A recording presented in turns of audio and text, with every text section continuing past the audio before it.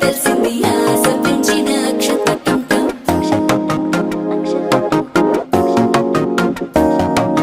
పొదసాటున సిగ్గుల సప్పుడు పొడి చేయగానే పొద్దుల గిచ్చుడు వేడి పంచే కోకంచే అల్లుకుంటే అల్లుడు తగ్గడు మాల